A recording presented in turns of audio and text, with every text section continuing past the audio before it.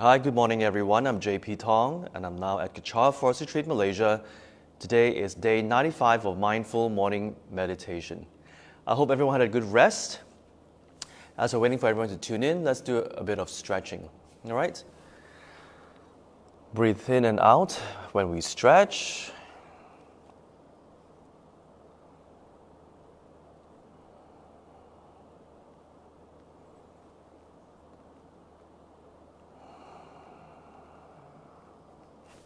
Okay, change arms, take deep breaths in and out. Breathe in the morning air, it's full of oxygen.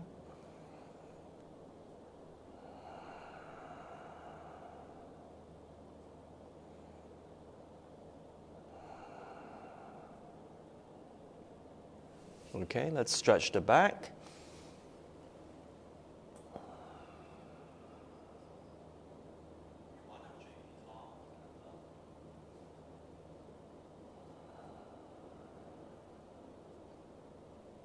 Okay, turn the other way.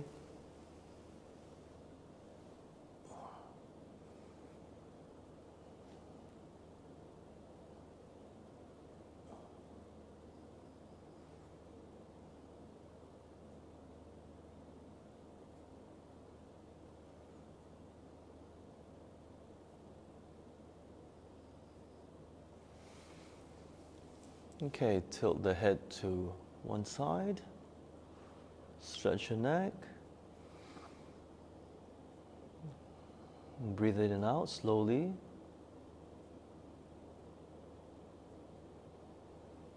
And tilt to the other side.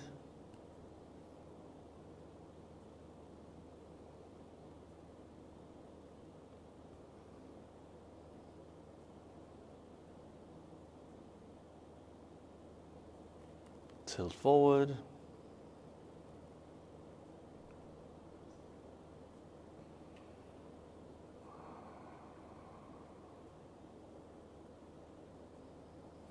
And tilt backwards.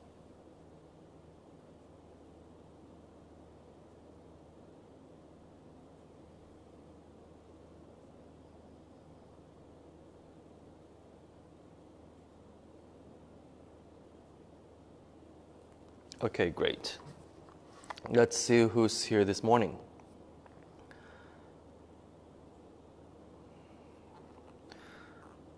Hi, Sukfan, Munting, Dr. Hank, Emily, Cochlean, good morning.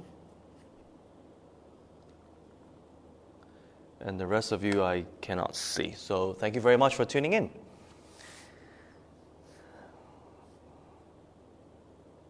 Okay, we'll continue with the 9-round breathing meditation. All right, so left hand out, thumb down, wrap your thumb into a fist, left fist under your right armpit, right hand on your left nostril, breathe in slowly, and breathe out.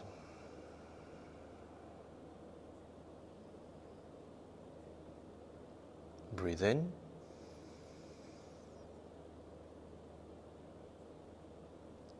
Breathe out. Breathe in again.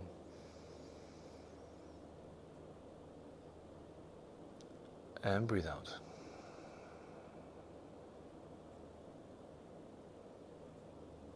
Change hands. Right hand out, thumb down, wrap your thumb into a fist, right fist under your left armpit, left hand on your right nostril, and breathe in.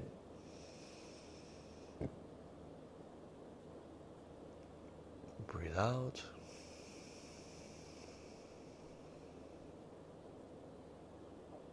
Breathe in.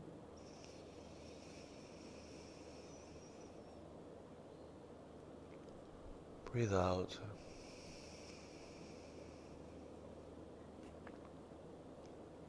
Breathe in again. And breathe out.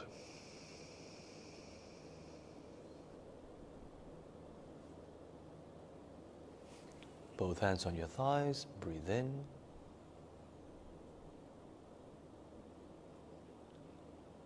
Breathe out.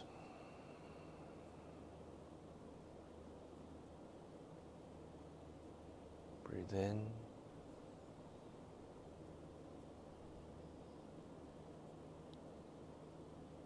Breathe out.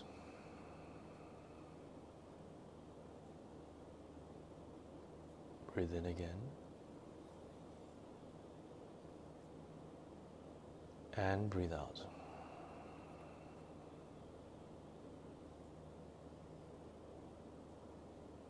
Great, and we are done. Hi, Gillian. Jillian. Nancy, good morning. And Pastor Honey, good morning. Okay, I hope all of you had a good rest and had a great Saturday yesterday. And, excuse me. And I'm glad to hear that our CMCO is finally over. CMCO is a conditional movement control order. It's a partial lockdown. So now the restrictions are lessened so that we can travel out of state. Okay, I guess our conditions are improving, and it's good news. But it doesn't mean that we stop being mindful. Okay, the only way that we can help ourselves is always be mindful of the guidelines, because that will save us, and that saves lives. You see, that's why being mindful is very, very important. Okay, we can apply our mindfulness in every aspect of our life. All right? Okay, so today we will do 45 minutes meditation again. Today is the 95th day. So we're going to be hitting our 100th day very, very soon. So I'm very, very happy for all of you who have been following this program for the last few months. And I rejoice in your progress of your meditation. And I rejoice that you actually put in the effort to learn to control your mind, because as you can see by now, there should be some changes in your life already. There should be. Okay, and I would love to hear from you all. What are the benefits you have experienced lately because of your meditational practice? Okay, so do share with me and for everyone to read, because people who have not started meditating, when they read the comment section, they will be inspired. They will be inspired from your sharing, because, well, perhaps it applies to them, and as such, they find that, okay, why not give it a go? Just like how all of you decided to take on this meditational practice. All right, I think it's very, very important, especially with this pandemic. It actually helps tremendously. Okay, so today we have Raj Kumar here, who will help me with the timing, with the timer, and with the camera. All right, so if you guys are ready, we will start. Hi, Corinne. Good morning. Hi, CK. Good morning. Okay, so get ready. Please take a seat on your cushion or your chair or sofa that you're on. All right, sit at the edge and tilt forwards and backwards, rock forwards and backwards until you find the center. Put your hands in place. Relax your shoulders. Okay. Relax your shoulders. Tilt your chin downwards a little bit so that your back is straight. You relax. And we'll start. Okay, 3, 2, 1. Breathe in. Breathe out.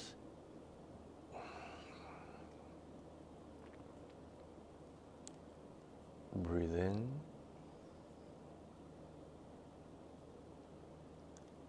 Breathe out.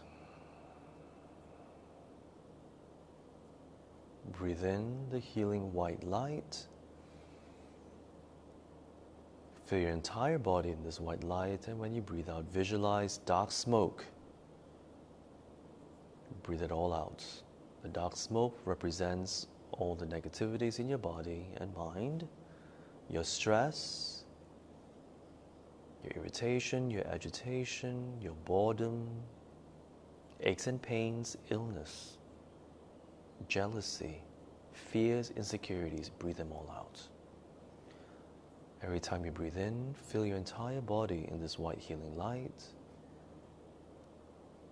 from the top of your head to the tip of your fingers and the tip of your toes. Keep your eyes half open and focus on the nostril area.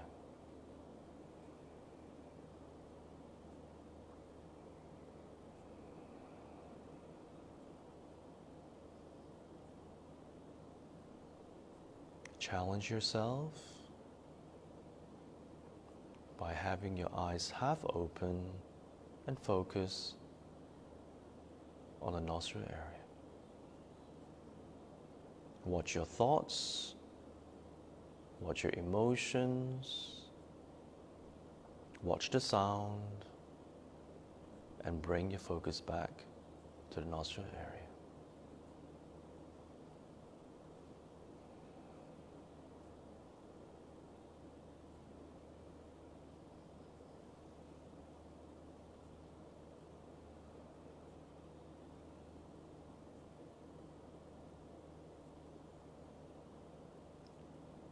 You're very relaxed, you're very calm.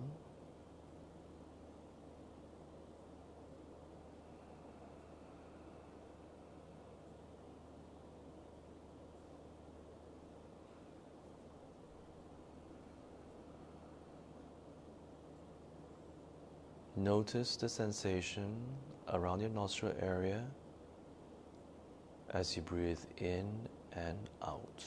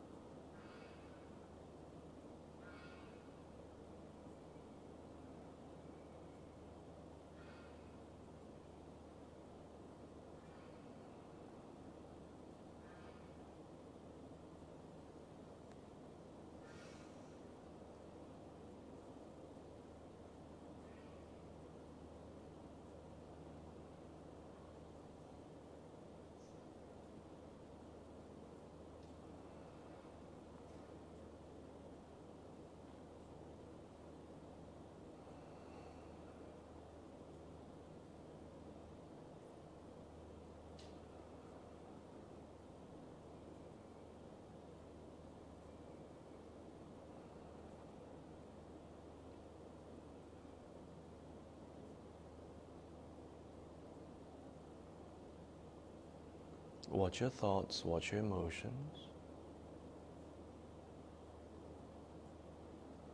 Focus on the nostril area.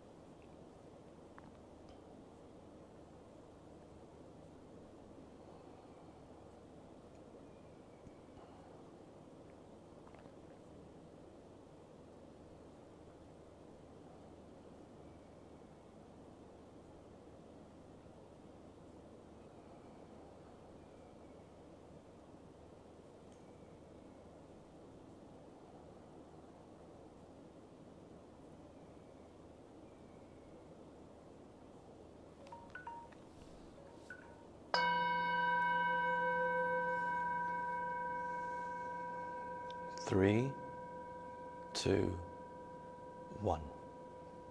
Take a deep breath and breathe out. Bring your focus back to the room.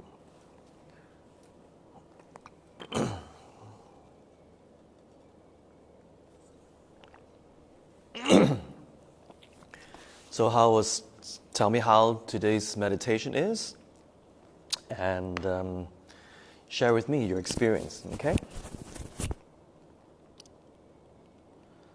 Okay, so since you're writing on the comment section, I shall share with you what I wrote what I wrote in yesterday's gratitude journal. Okay, yesterday I wrote that I'm grateful for the dehumidifier and air purifier in my bedroom.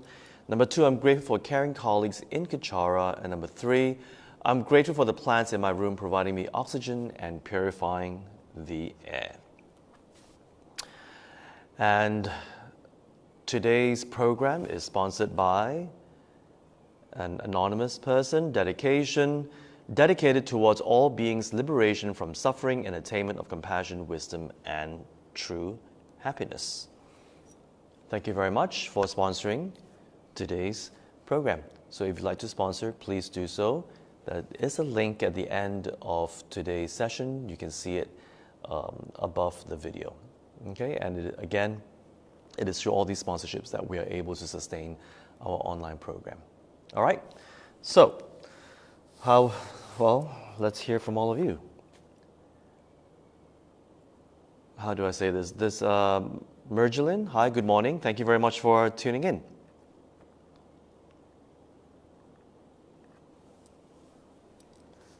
Okay, do we have any comments? I guess you're all writing. As you're writing, I shall read out today's wisdom quote, okay, from 108 Ways to Grab My Apples by Tam Rinpoche.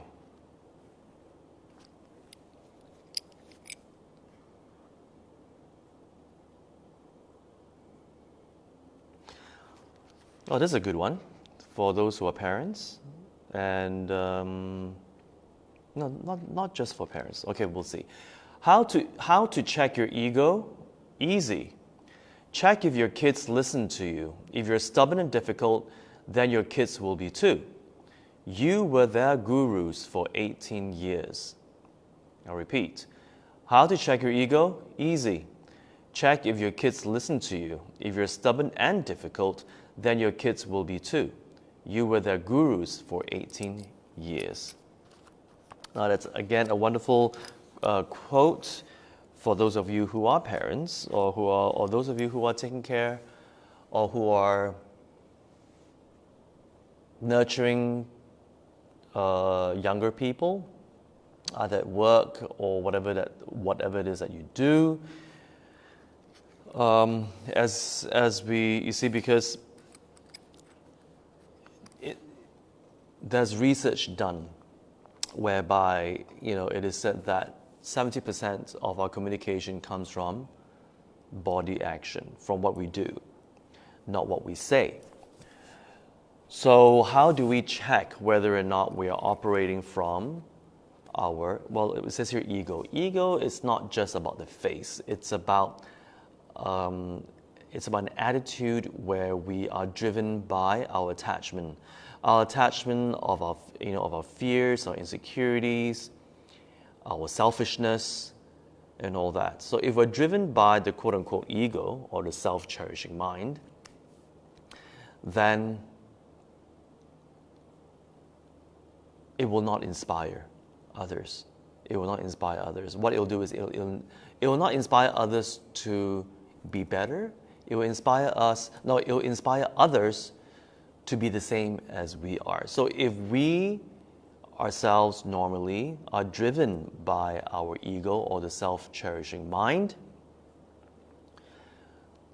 then, as the saying goes, monkey see, monkey do.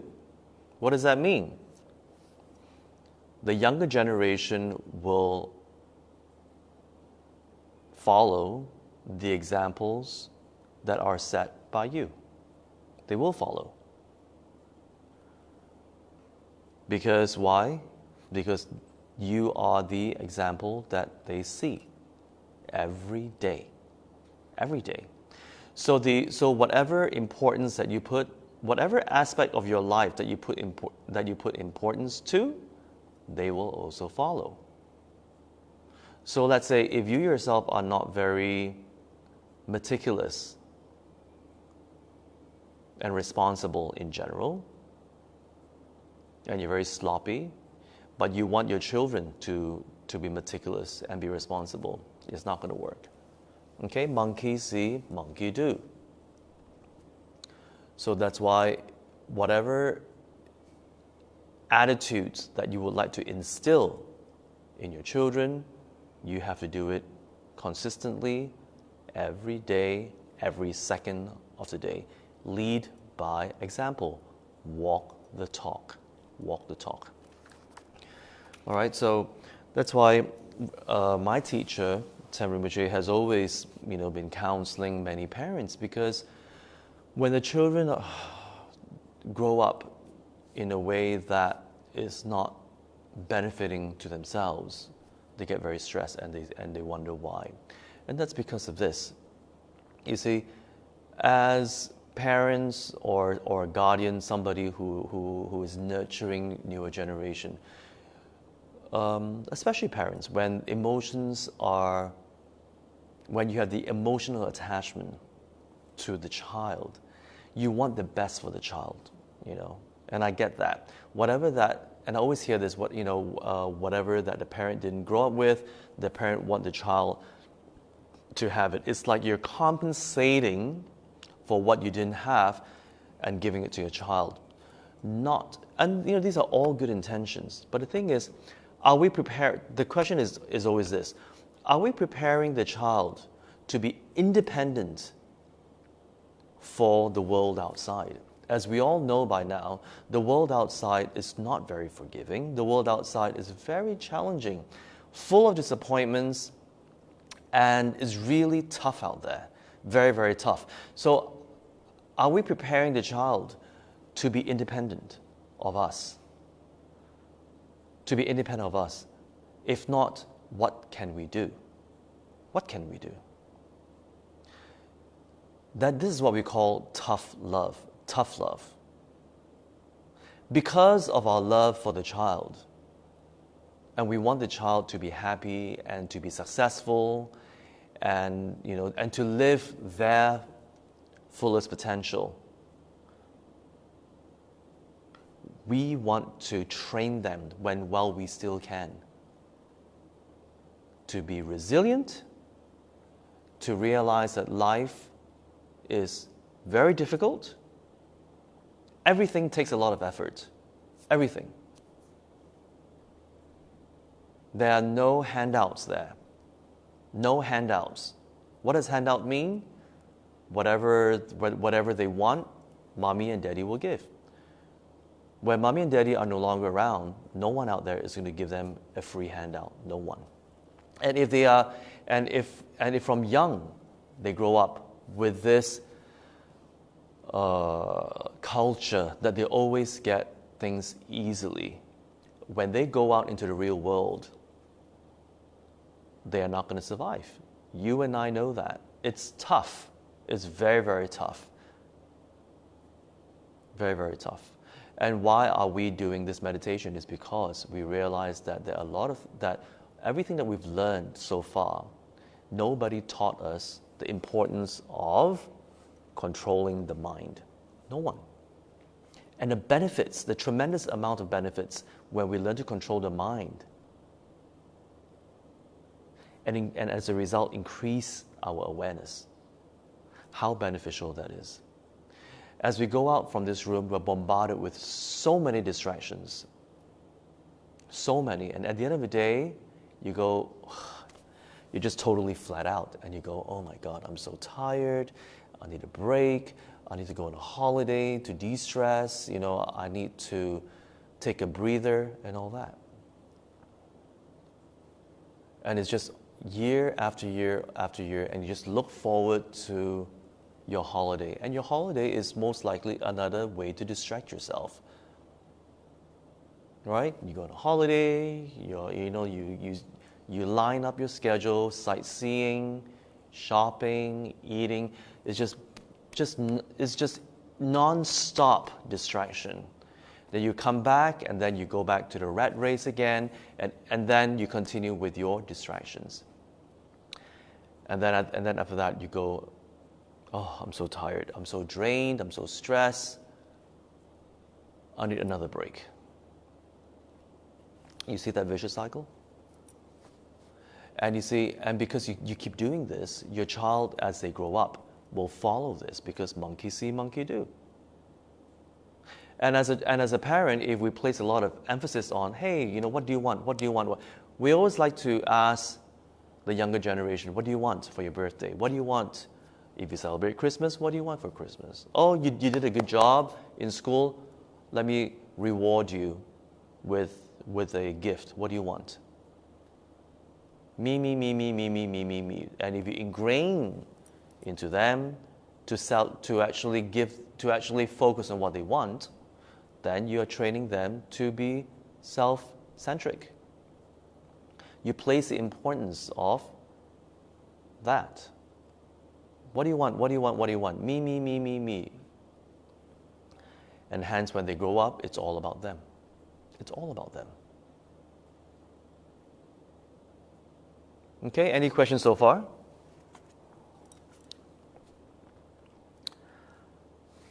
Cindy, today is better control, able to meditate with eyes half open throughout the session. Wonderful, Cindy.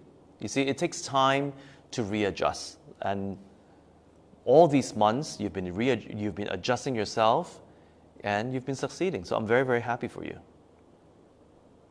Is there something wrong with the camera?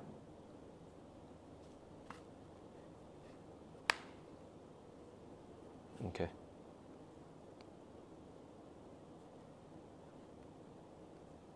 Wait.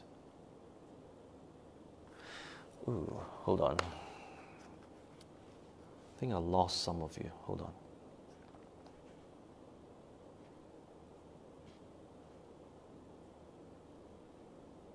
Kechara Forest Retreat, Malaysia. Today. Just give me a second. I only see some of your questions. Hold on. I was seeing more.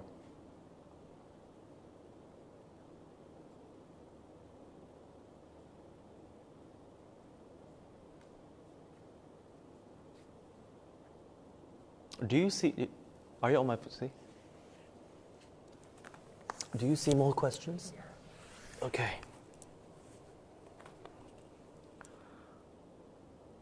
Okay. Yeah, because there was a technical glitch there. Cochlear gratitude, able to roll more mantras, wonderful. And Corinne managed to stay with her eyes open throughout, but more thoughts when compared to eyes closed. Happy that I managed to focus back each time a thought came on. That's wonderful. And Iman.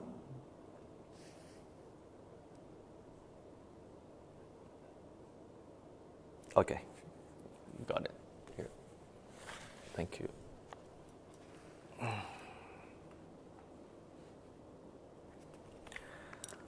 All right, Yiman.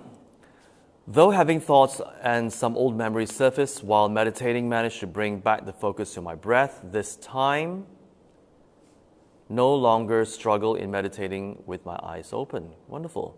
Cochlear had a few distractions this morning. Immediate neighbor, scrubbing car porch, and a certain mantra kept ringing in my mind. Had to put in extra focus to let the scrubbing noise pass. That's good, because you're challenging yourself to control your mind. You're putting in more effort to control your mind. And that strengthens your control of your mind. That's wonderful. I watched the mantra pass, and it came back a few minutes later. This mantra ringing in my mind was repeated several times. I was in front of Menla. Menla is the medicine Buddha. And eventually the meditation was completed without the mantra coming back towards the last 20 minutes of the meditation. Other than these two distractions, overall, it's a peaceful meditation. Thank you very much for sharing, Cochran. Dr. Hank, grateful to rejoin again this morning. Just went back to PJ. Grateful to meet a few friends, ex-colleagues. Grateful to complete the AGM, no longer be the committee member of association.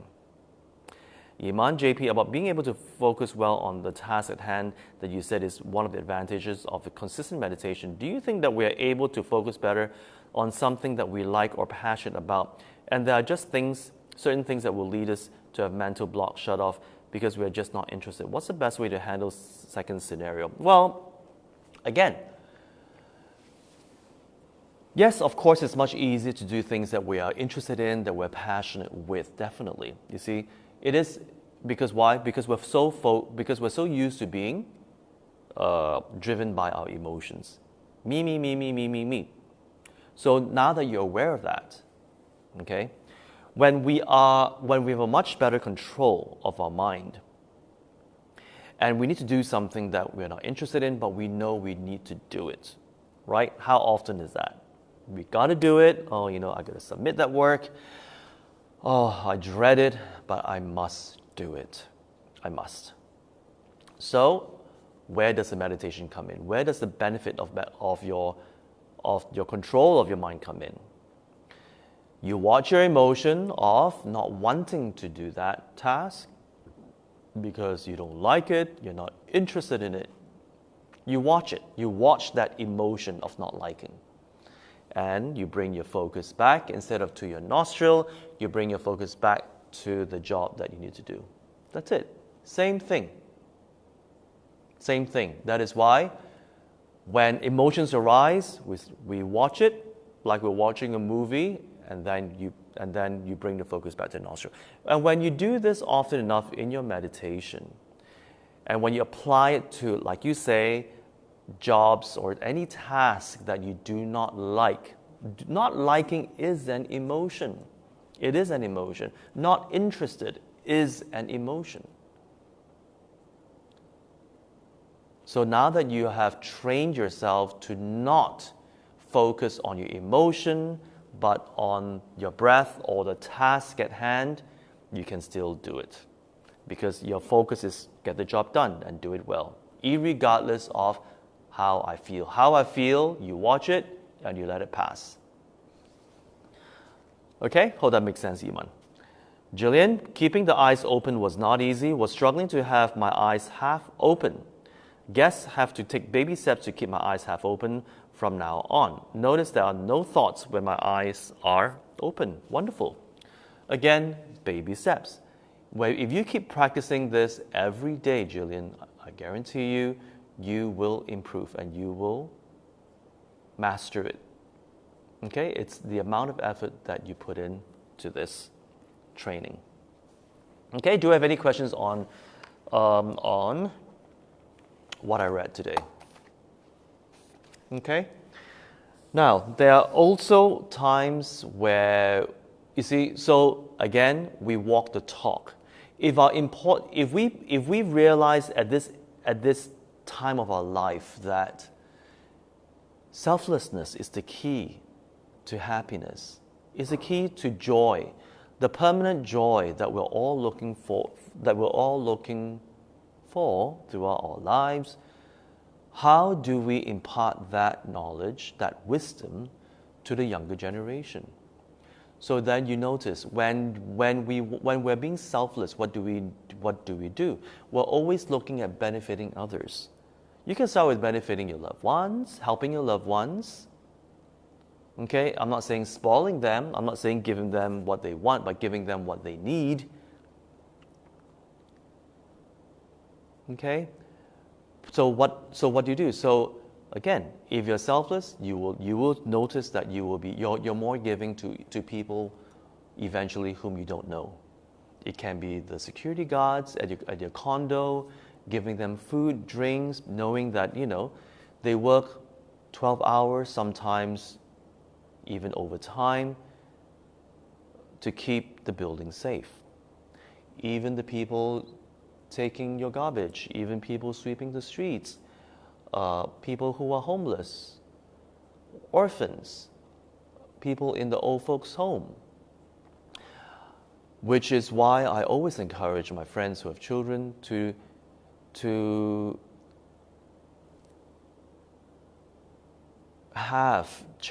charity work on a weekly basis. Of course, now it's not possible because of the pandemic, but eventually it is always good to do that. To actually take your children to do charity work. It's not about donating, it's about going out there and helping someone in need. When we cultivate that, when we actually put that, when we actually have that as part of our lifestyle, your child will grow up in an environment of giving, of always looking out for others in need and spontaneously helping them. It is actually reconnecting the selflessness in them. And when you grow old and when you need their help, without you asking, they will help you because you have nurtured them in the environment of giving spontaneously without being prompted. And that's where filial piety comes in. How many of our friends out there, whose parents are ill and all they do is, well, just hire a nurse, hire a helper. I don't have time. I'll eat with my parents, but I don't have time to take care of them. And sometimes, and put yourselves in your parents' shoes. It's not about just taking care. It's not about being taken care of physically. It is about just being there for them. Talking to your child, communicating with them, just spending time. Or just not even talking, just being there for them. So all the time that you spend with your loved ones, that counts. That really, really counts. So how do you instill that attitude in your child? Bring them up in an environment of charity. And they will grow up being very grateful because they will realize that whatever they have is a blessing. Because why? There's so many people out there that don't have what they have. So they learn to be grateful, and because they learn to be grateful, they themselves become much happier. Much, much happier. They will develop responsibility, they have kindness, compassion, they will work hard in their lives because they know that it's not easy to want, it is not easy out there. Not easy at all. And they have to work very, very hard for it. So there's so many benefits when we do that. So many. Okay? So next time when there's a holiday, it's not, oh, where shall we go for vacation? It's, hey, let's spend more time doing charity. Otherwise, without you even saying anything, you will say, you actually ingrain in them that holiday is a huge importance in their lives. So when you have time, go and self-indulge. Me again. Me. Focus on your desires, on your attachments, on serving your attachments. Feed it even more. Feed it. You are doing that, you're instilling that in them without you even realizing. Does that make sense? Does that make sense? And that's why if you keep doing that, and with the environment, and when you have that family environment, that when you have a break, go on a vacation to de-stress, they will follow that. And they'll repeat what you have done for the last few decades. And you know that it's not serving you. You know it doesn't help. It is just another form of distraction, which is what I said just now. Okay, I hope that makes sense. Any questions? So fun, hi JP. Happy to hear that we've reached 95th day's mark. Just now you asked the benefit of this meditation. I find myself less agitated these days. Not sure if it's the impact of the meditation or due to age factor. It can be a combination. I always looked forward to this weekend meditation program as I'm not that disciplined to meditate on my own every day. And with this program, it's sort of an escapism for me. With this meditation, I have at least 45 minutes for myself of not worrying, anxious of or thinking about work, but only focusing on breath, a relaxing escapism for me. So fun, that is why I do this every weekend. Every weekend. And I know I have friends who ask me, so when are you going to end this meditation? Why don't you take a break, JP? I said no, because I know that if I don't meditate with some of you guys do it over the weekend, you're not going to do it. You're not going to do it. And to me, it is not a burden. I don't feel burdened. I don't drag myself to this meditation. I feel very happy doing it with all of you. Definitely very happy, because I know that it will benefit you all tremendously the way it has benefited me. Okay, that's why I will do it. I will meditate with you all as much as I can. All right? Cochlear and JP, your answer to Iman, could it be our awareness of our own biasness built up over time? Well, biasness and all that is again, our emotion and how we see things. Okay, we're attached to our expectations of how things should and should not be, because we are attached to our experience. And again, like I said, our experience is actually tainted. It is actually tainted by our lack of awareness. We think we know it all because we have gone through life. We have gone through so many ups and downs, and because of that, we think we know it all. We think we know it all. We think we know better. I'm sure you know a lot, but it doesn't mean that your point of view, it doesn't mean that your level of awareness is up there. There are still things that we don't see. You see, how we perceive is always biased and is always biased based on our upbringing, our life experiences, our education, our exposure, and etc. So we only look at things that we are aware of, because we have been exposed to these things, we can relate.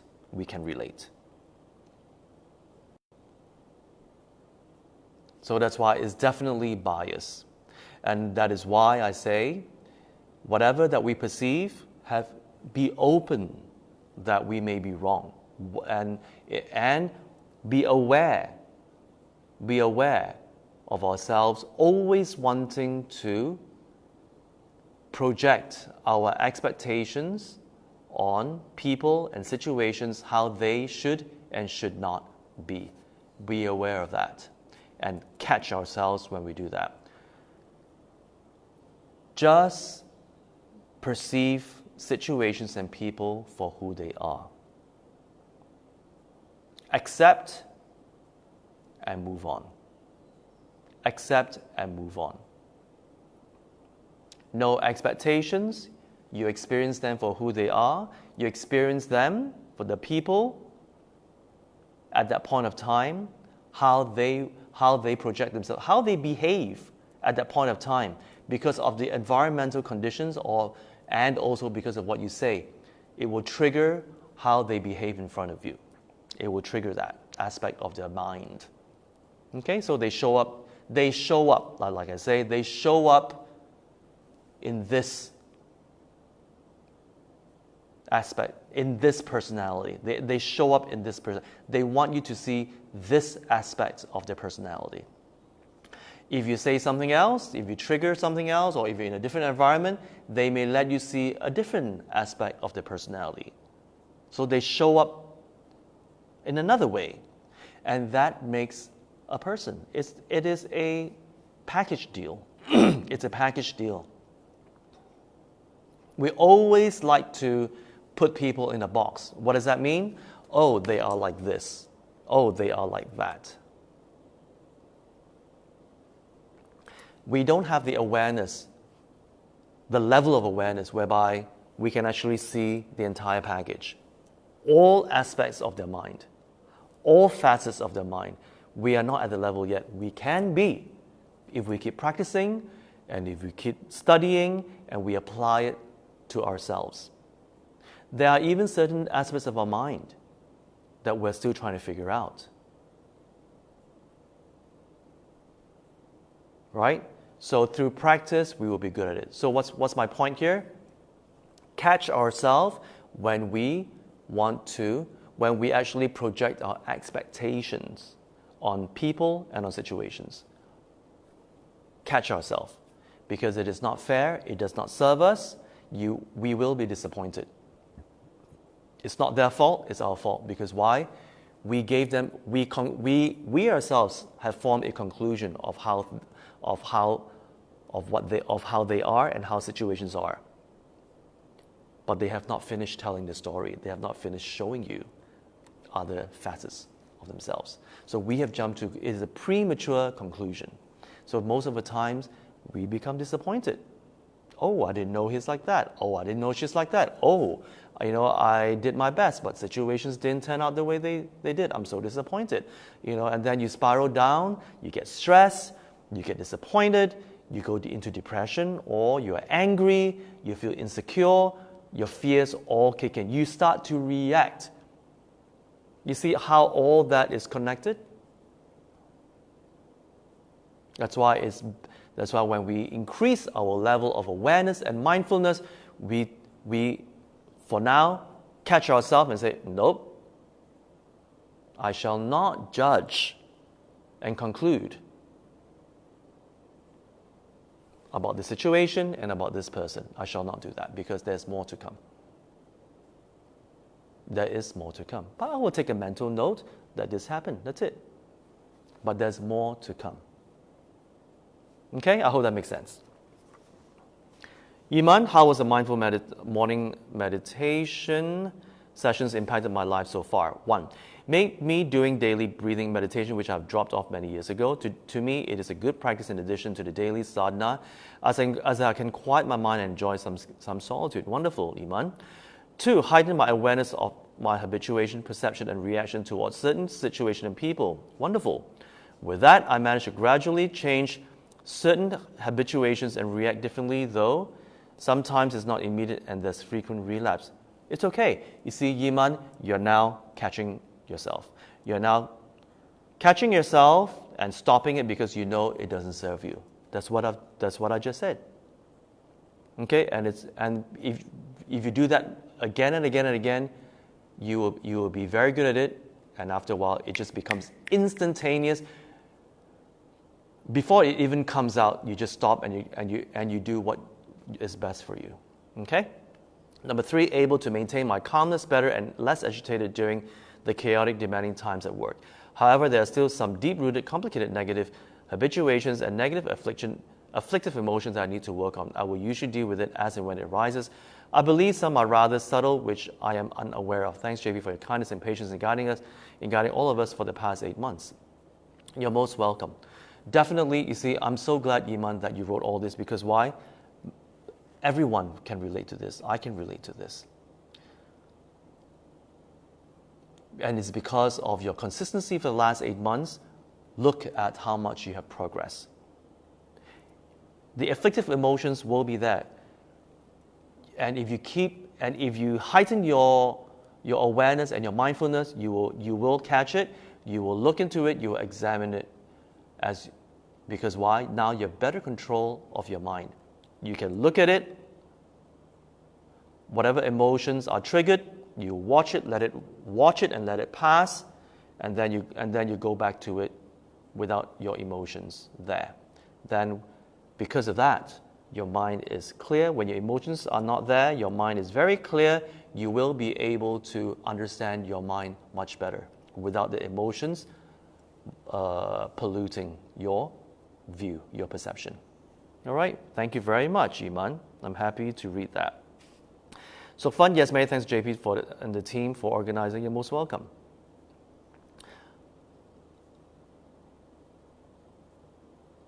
Hi, Kirsten, good morning. I'm glad you managed to join me.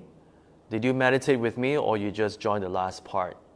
See, some of my friends here only like to join the last part as I'm talking, but not the meditation. But I do challenge all of you who do not meditate with me to actually do meditate, because that's where the real work is. If you find it very difficult, that's because you didn't put in enough effort to push yourself to control the mind. Control it. The benefits are tremendous. Okay, and I hope that all your sharing, see, every time when you share how you have evolved, the challenges that you go through when you meditate with me, these comments will inspire people like my friends, and I'm sure many of you out there who just want to give up because it's just too much effort. But it's worth it.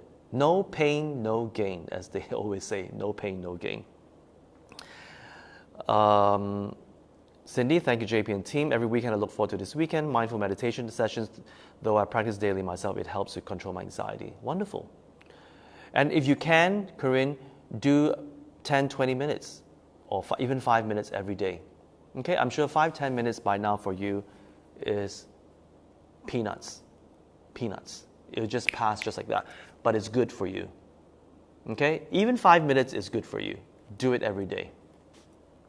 Corinne, the meditation session has helped me to reflect on my past and current actions and attitudes. I'm grateful for your sharing and agree with So Fun. This is a time where I can have a short peace and let go of my worries and anxiety. Thank you, Corinne. I'm glad that you find it so beneficial for you as well. Cogren, how has a mindful morning meditation impacted my life? 1, always look forward to this session as it has put into me a new method to gain better control of my mind. 2, definitely helped me to focus and concentrate better on my sadhana, life, work, and everything. Sadhana is his daily prayers. Okay, that's what it means. 3, I realized that what I've learned and benefited from these sessions should be shared to others. I share with my colleagues and the feedback is positive. Wonderful, wonderful, Cochran. Wonderful. See, this is part of giving. Sharing what we've learned with others because you have benefited so much. That is a form of charity. That is being selfless. Congratulations, Cochran. These sessions have made me more mindful of my body, speech, and mind. Oh, I'm so happy for you, Cochran. I'm so happy for you. This is all part of us evolving towards our highest potential. Okay? People like to say, oh, this spiritual practice and all that, and they don't really realize what it actually means. Spiritual practice doesn't mean become more superstitious, It's like it has a negative religious connotation to it, which I don't like. I always like to say, well, it is a form of spiritual practice because why? You're reconnecting with your spirit. What does your spirit mean? Your conscience, your consciousness, your mind. You're reconnecting with your authentic self. That is what spiritual practice is all about. Reconnecting and cultivating and letting it come out. And operating from that authentic self. That is what it is. Because why? The true nature of our authentic self is selfless, kind, compassionate, very open, all accepting, full of wisdom. That is the authentic self. So when we meditate, we are saying, okay, whatever that we have trained ourselves to be, which is driven by selfishness, I'm going to retrain myself by not focusing on that, and that is why you need to control the mind. Don't focus on that. Focus on the authentic self. And when we do that, when we focus on that and operate from that authentic self, joy, bliss, happiness, fulfillment, all that will arise. All that will arise. And you no longer need to look elsewhere to be joyful because it has arisen. You're totally happy and in bliss, just sitting here every day for that few minutes. You no longer have to search for so many things in life. You're happy just because you exist. On that note, thank you very much for tuning in. I totally enjoyed today's session with all of you. Totally enjoyed. Do share with your friends and your family members on your own Facebook page. Again, as I said, you never know who will be inspired by all the comments that you've written down here. The more you write in the comment section, definitely it is a way of giving, because different people will relate to you. All of us are different. We have our own quote-unquote market. When you share, that's a form of giving, and you inspire others who go, oh yeah, I have those same, I can relate to your experience. And you will inspire them to meditate as well. All right, so thank you very much. Have a great week, and I'll see you guys next weekend. All right, bye-bye.